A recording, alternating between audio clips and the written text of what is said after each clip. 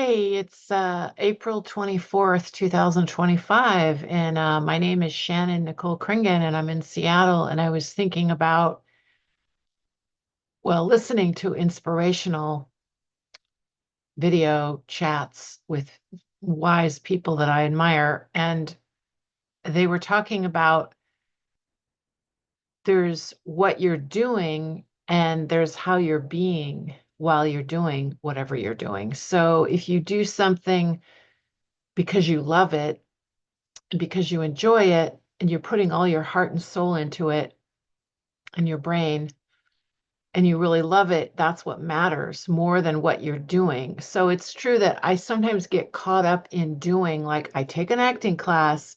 I want to try to stand up comedy. I did my art car. I'm showing my art. I'm modeling. I'm taking care of pets. I'm doing all these physical things, but who am I being or what am I being when I'm doing it? So I think sometimes I am the most miserable when I lose track of being.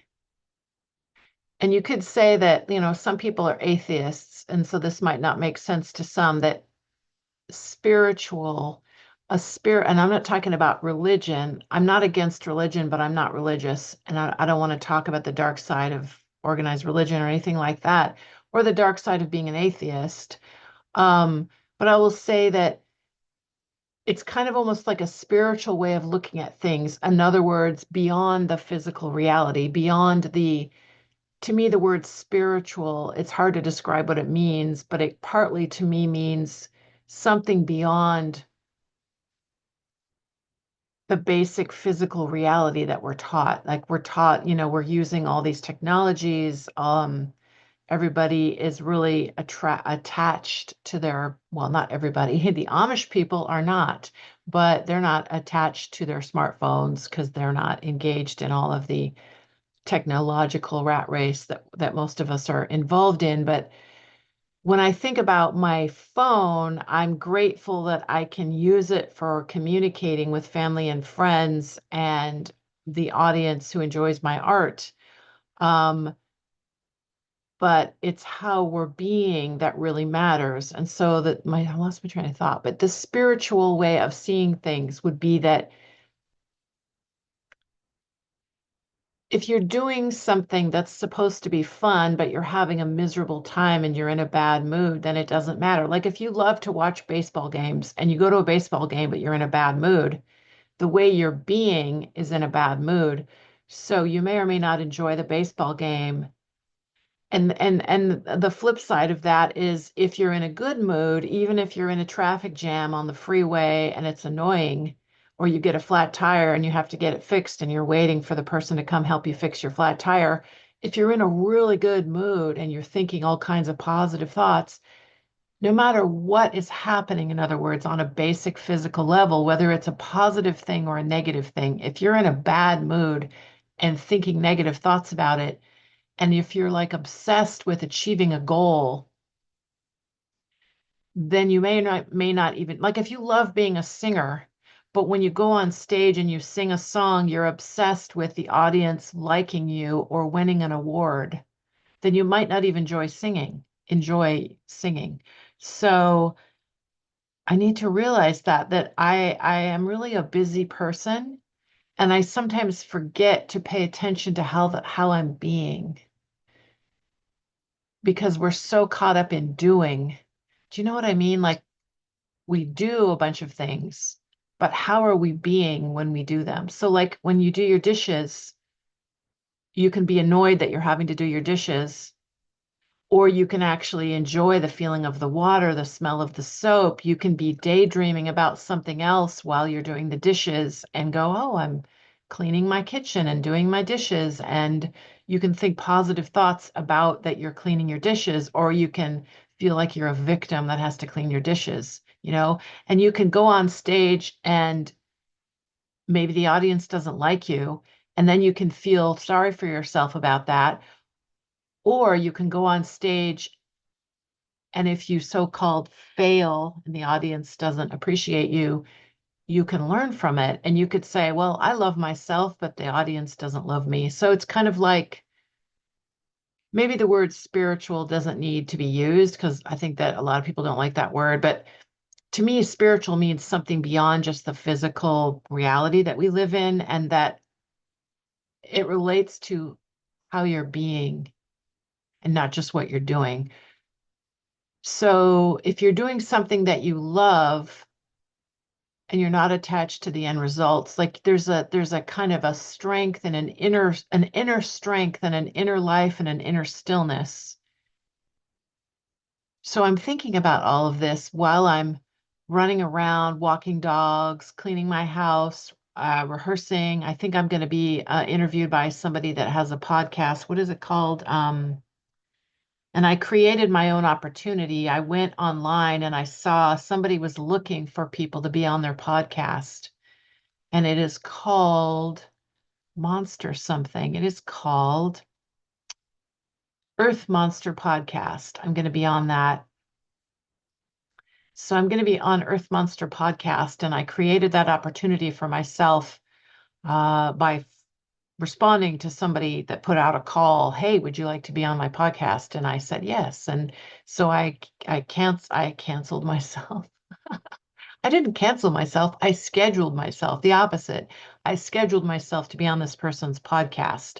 So I was thinking about, does it matter that I'm on somebody's podcast? Does it matter that it doesn't matter what we're doing. I mean, it's important to try to do what you love and try to not do what you don't love. But what I'm saying is that I notice even when I'm doing things that I supposedly enjoy, sometimes I get caught up in my negative thoughts and I don't even enjoy. Like when I met Tori Amos, okay, I met the musician Tori Amos. I hand painted shoes for her and I met her. And I remember feeling like I was so glad, like, check, paint shoes for Tori Amos, check, meet Tori Amos, check, hug Tori Amos, check. Like, but I didn't enjoy it. Like, sadly, I think I was so nervous when I met her. And then she's just a human like everybody else, but I really admire her magical musical ability, and I love her music. I'm friends with her songs, but when I met the real human Tori Amos, I felt very shy and I felt kind of envious of her success. And I could sense that some of her fans were almost like vampires trying to get something from her, and that creeped me out. And then I was thinking, God, am I like that? Am I like just some fan that doesn't really genuinely appreciate her heart and soul? Like, is it just because she's famous and she has power on stage and she's making money and touring the world and singing her songs?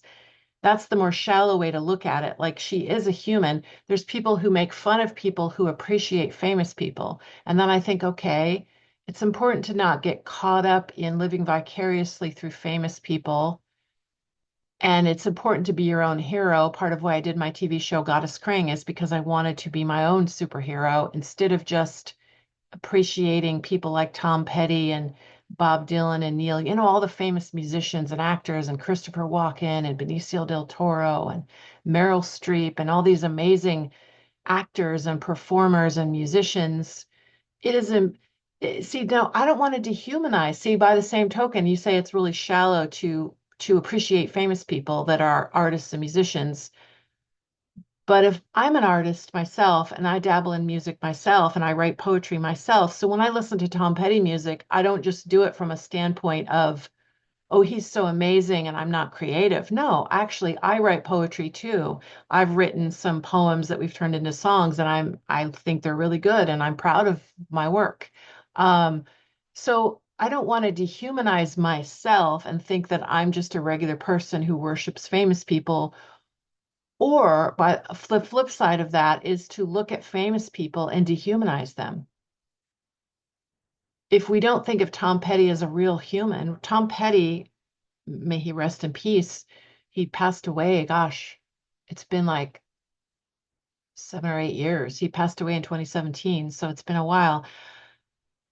He was a real human being named Thomas Earl Petty, and he wrote beautiful songs. I mean, not everybody loves his music, but I do. So he's a real human that we can appreciate. And famous people are real people. So famous people are people too. And not that they need our sympathy. I'm just saying that it's kind of creepy when humans go around and dehumanize each other. Like if rich people think of poor people as, just a bunch of whatever, doesn't matter, or rich people judge homeless people for not being valuable, isn't that almost similar to regular people that are not wealthy and famous judging famous people and dehumanizing them? So if we go around dehumanizing each other, it doesn't seem like that's a very heart and soul. It's a creepy way. Like it's a very competitive, like the way humans are jealous and envious and competitive with each other is kind of disturbing. And I feel like there's some people who are envious of famous people and want to be famous themselves, and then so they put them down. And then there's other people who are truly disgusted by the shallowness of wealth and fame and power and then I'm thinking, well, wait a minute, what's a way of being? See, that's doing. If you're doing, you're like, you're achieving fame, you're achieving money and fame and power and all this kind of stuff. Does it really matter how you're being? If somebody, like, there are countless wealthy and famous people who are miserable and like leave the planet prematurely because they're so miserable. And that people wonder, they were rich and famous. How could they possibly be miserable? Well, you can be miserable whether you're living in poverty. Of course, if you're okay, I'm not meaning to underestimate the pain involved when you're living in poverty. I know people really suffer when they're living in poverty in a basic survival way, way more than extremely wealthy people, okay, because they get to live in comfort. On that level, okay, it's not fair. On the material level, it's unfair. But what I'm saying is that you can be a wealthy person and be psychologically miserable because you're not happy and you think negative thoughts, and you can be homeless and have a more positive attitude. I mean, the best thing is to take good care of yourself and be comfortable and survive and not have to live in hideous poverty or not think that you need a huge mansion just to be happy.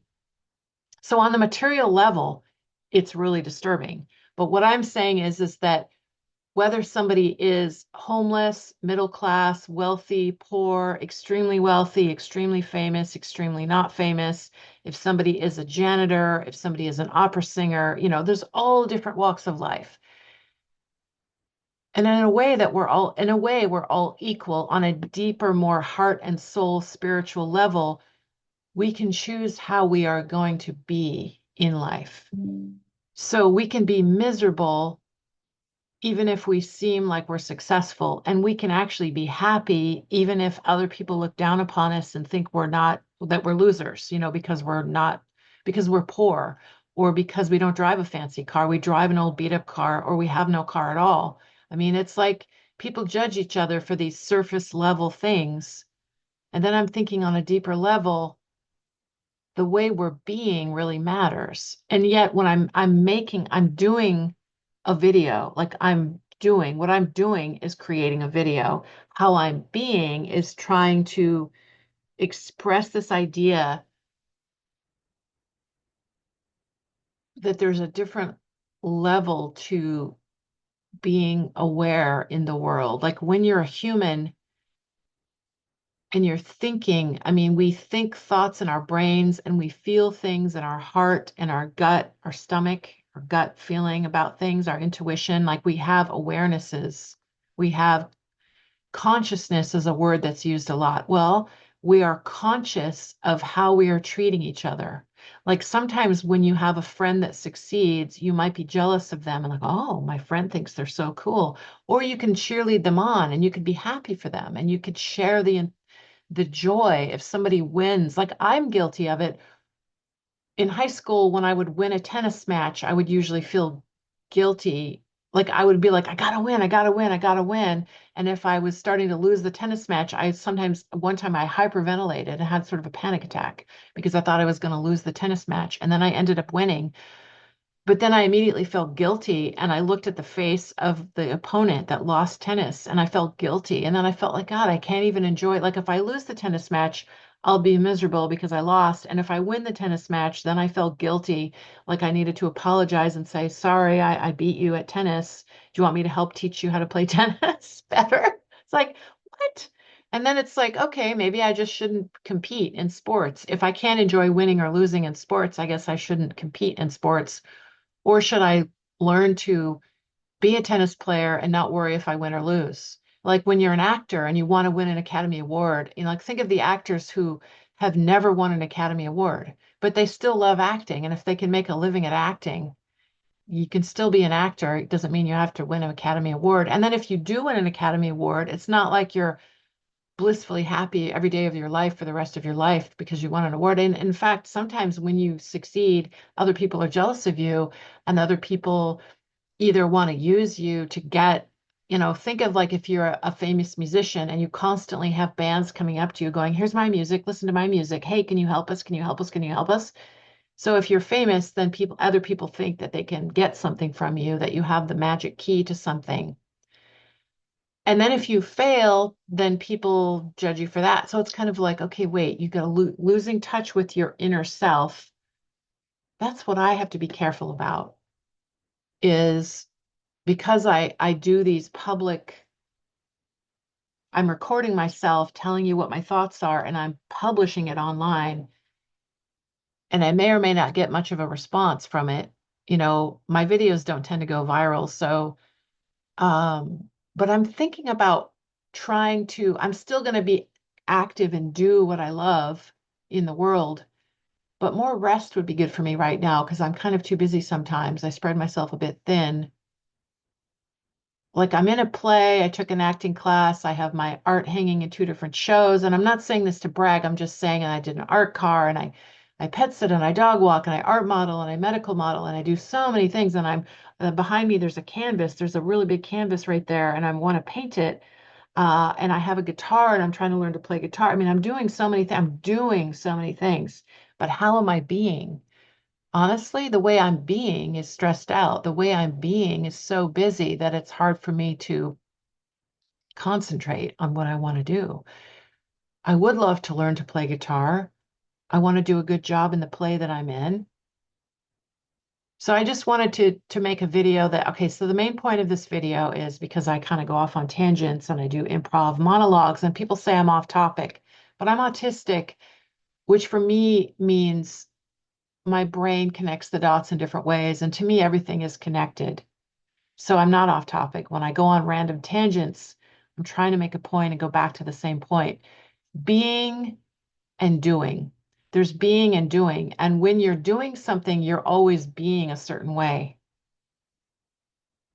And when you're sitting and doing nothing, you're still being. If you sit and meditate, or when I art model, I sit still and I stare off into space and then people paint and draw me and I get paid. But I'm really just sitting there being a human. I'm just sitting there being a human. I'm a human being, human doing, human being. And also, I think there's two kinds of autism. I am on the autism spectrum. I think that sometimes people are born with different kinds of brains, and it's in the spectrum is anywhere from really gifted to really incapacitated and having a hard time communicating because of sensory overload and because your brain doesn't process information very effectively in order to communicate with other people and take care of yourself in the world. There's a full spectrum of that, but maybe we shouldn't be calling if somebody has a brain injury from chemicals or something else. Maybe we should be studying the difference between if a baby is born with a different kind of brain that has different abilities, like they say Einstein was on a spectrum, people who are extremely intelligent and have photographic memories like Temple Grandin, people like that, all of the extremely gifted, are they called idiot savants? I don't mean to be disrespectful, but is idiot savant a true term? I'm trying to remember if somebody is like really good at math, but they have a hard time tying their own shoelace, things like that. Like people that are really brilliant, there are some people who can play, Mozart when they're 2 years old on the piano and they just know how to do it automatically. And it's just a natural instinct. And you could say that that's a very gifted brain, but they might also have a deficit. So there's two kinds of autism. There's and then there's people that are really incapacitated and you wonder, were they born with a brain like that or did something happen to them? Did a chemical exposure happen? um, that led to a brain injury and brain damage. So I think there's a difference between brain damage and injury versus being born with a different kind of brain, whether and on the spectrum of whether you're really gifted or really incapacitated or handicapped. There's a huge spectrum. I was told that I'm on the autism spectrum. I'm highly sensitive. I'm dyslexic. I'm ADHD. I'm OCD in some ways. Um, but I'm also an individual human that doesn't fit into a box. But I was told that I have poor working memory, and yet I see patterns really well, and I recognize patterns, and I have a strong sense of intuition and a strong instinct and an equilibrium, like a way of finding balance and equilibrium and navigating my way through difficult situations. Sometimes in an emergency situation, I stay very calm and I can handle things that are difficult for other people. But then in another way, like if I go to a loud party, I get really irritated and I get stressed out and I have a fight or flight response. So if I'm around a bunch of loud people at a bar or a party, and yet I can go to a rock concert and enjoy really loud, Rolling Stones, Tom Petty music or Neil Young or whatever, I can enjoy some loud music or create my own loud music as Goddess Kring. And I write poetry and I do music with Interactive Jack Records in Seattle with Dave Flowers and all that.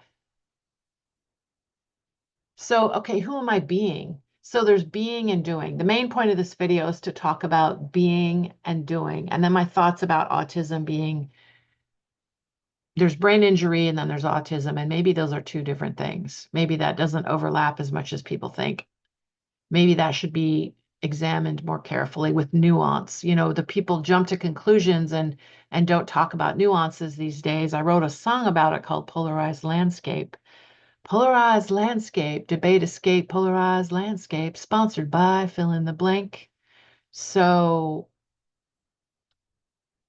being and doing. So enjoy yourself. It's time for me to get going on my day. Going to work with an artist who teaches figure painting and going to run some errands, going to mail a CD of my Kring Flower music to my friend Chris, who is an actor. Chris Matthews is an actor and a performer, and he wanted a copy of my music, and I'm happy to share that with him. Here's me in Florida with face paint on.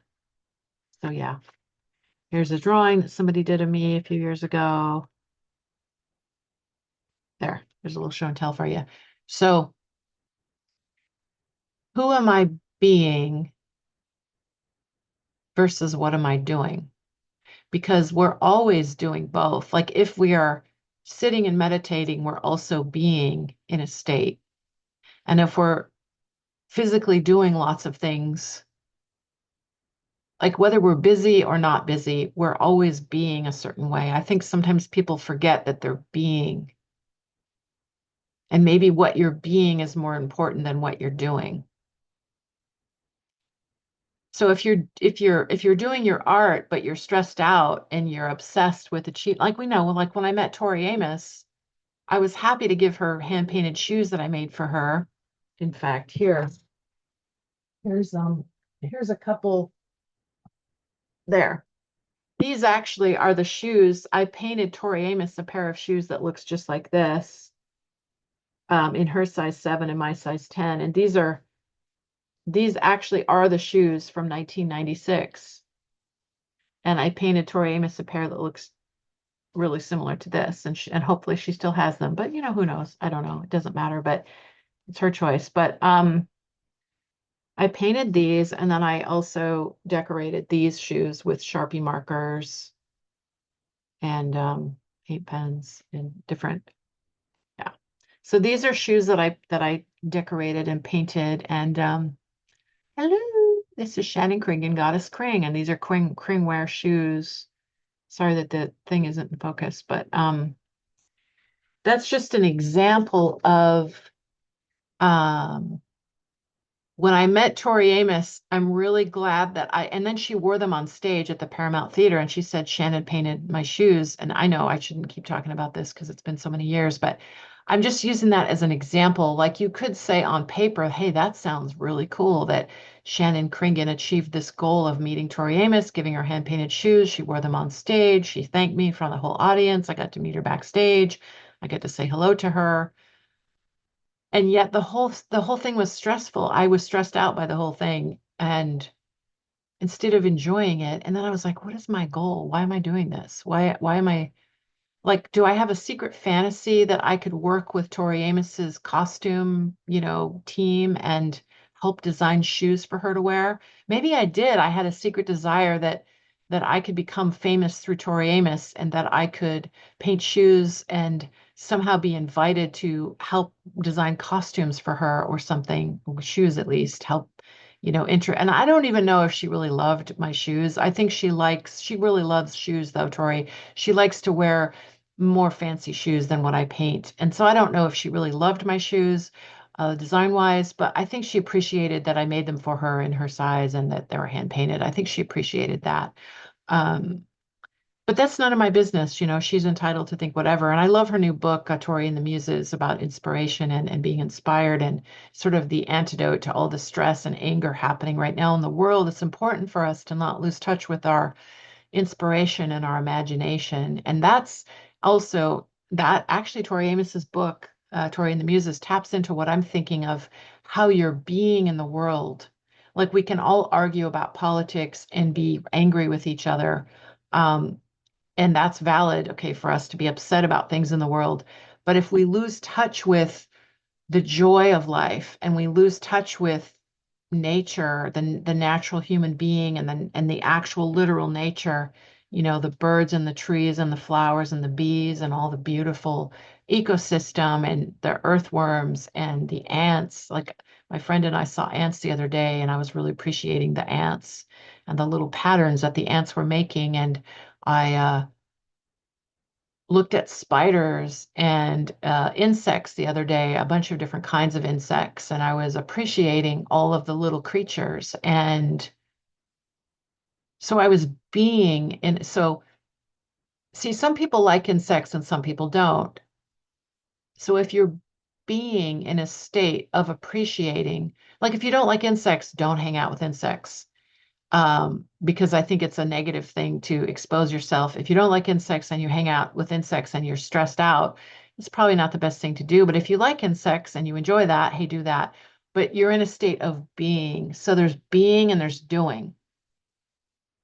Different people like to do different things. But I would say, even if you're stuck in a traffic jam, pretty much nobody likes to be stuck in a traffic jam on the freeway. You can either be really angry and annoyed by the traffic jam, or you can see it as an opportunity to daydream or to appreciate the cars around you. Like I notice when I'm in a traffic jam on the freeway, I actually enjoy it sometimes. If I'm in a rush getting somewhere, I guess I'm annoyed that I'm going to be late or something. But I have an art car. I have rhinestones glued all over my car.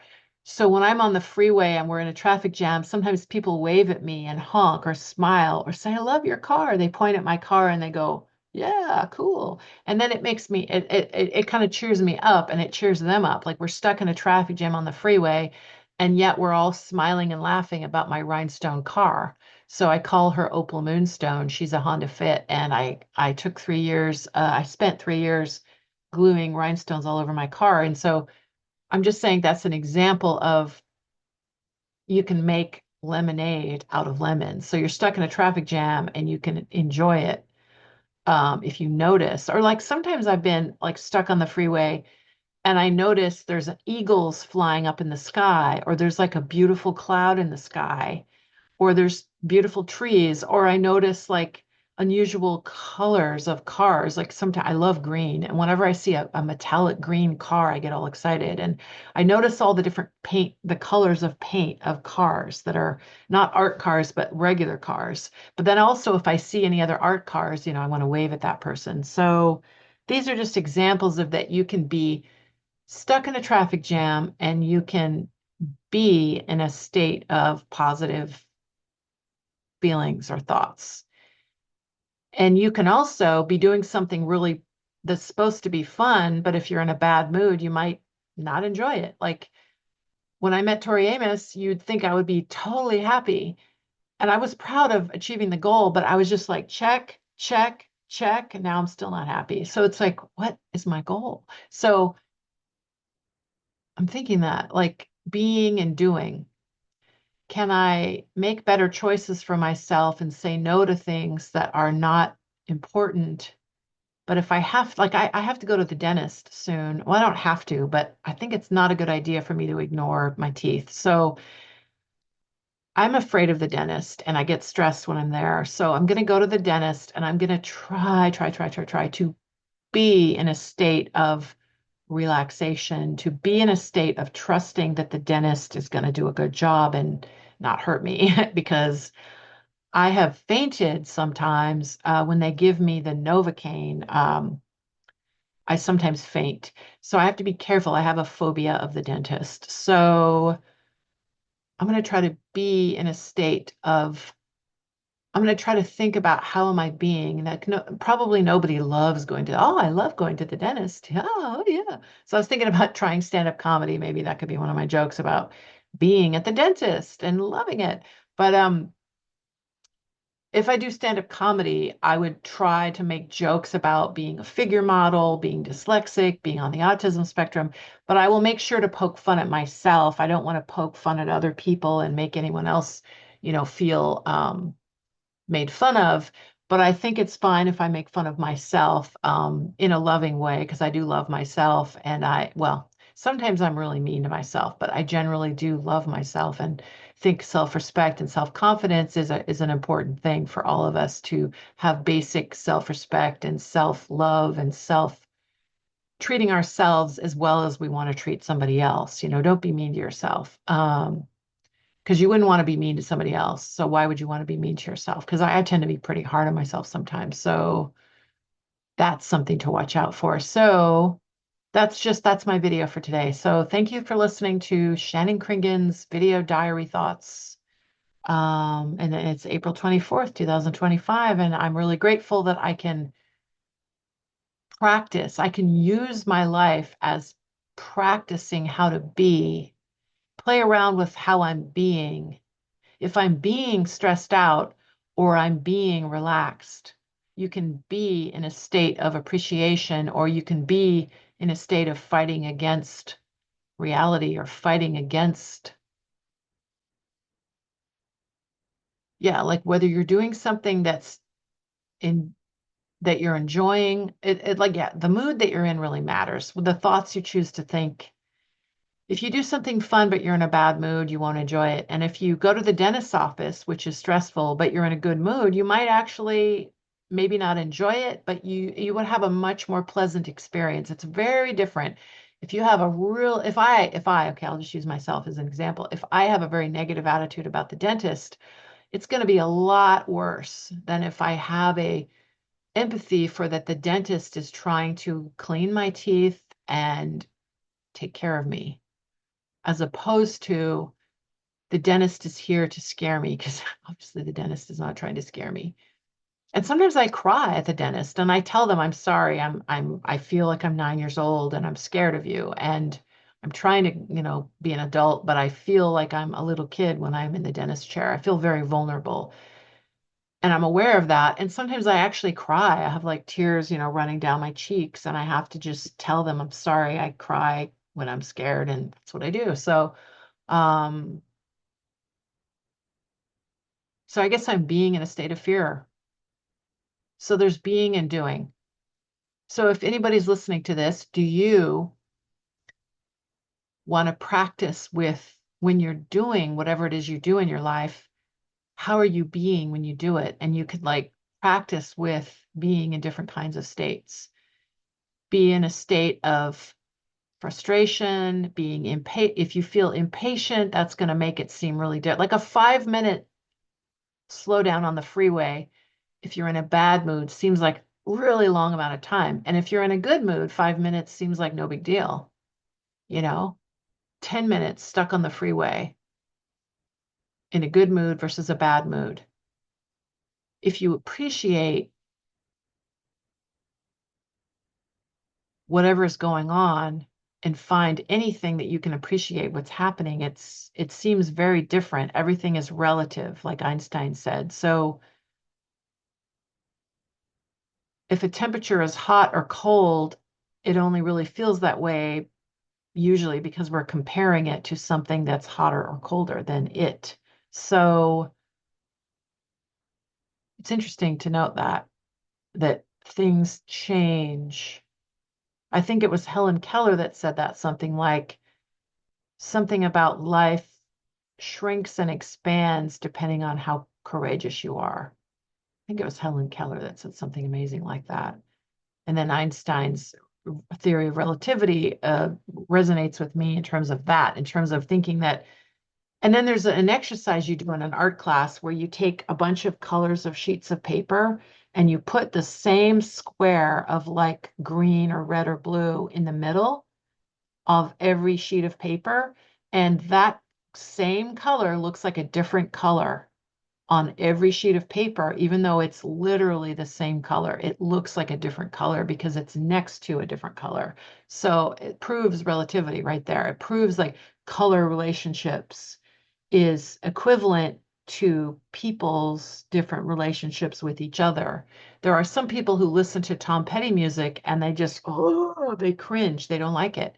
And then other people listen to Tom Petty music like me and they just love it. They purr. I feel like a cat that's going to purr when I hear Tom Petty music. Most of it, I feel like I just want to curl up and purr like a happy cat, like I want to curl up in a little ball on someone's lap and feel cozy and happy and comforted.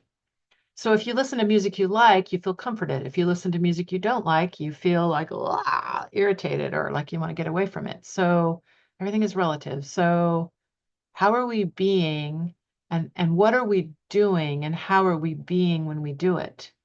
Being and doing and being. So there it is. Thanks for listening. Yeah. So if you want to stay in touch with my creative projects, just look for me online, Shannon Kringen Goddess Kring. I share on a bunch of different blogs and a bunch of different websites, and I'm doing art and music and visual art, music, acting, poetry, learning to play guitar, doing all these different things. But I want to be more mindful of how I'm being. I want to be in a state of enjoying what I'm doing if possible. And if it's something that I don't enjoy, I want to learn how to be more accepting and forgiving of the uncomfortable situation and figure out how to create a positive ripple effect in the world if possible. And also just take better care of myself. I've been caught up in lots of anger and fear lately, and I'm trying to forgive myself for that and feel like some days I do feel a little bit like Darth Vader, and it's not a good feeling at all. And probably just need to take a brisk walk and write angry thoughts down in my journal and get it out of my system and then move on. Okay, thanks for listening. Bye for now. Enjoy your day and being and doing simultaneously. Bye for now.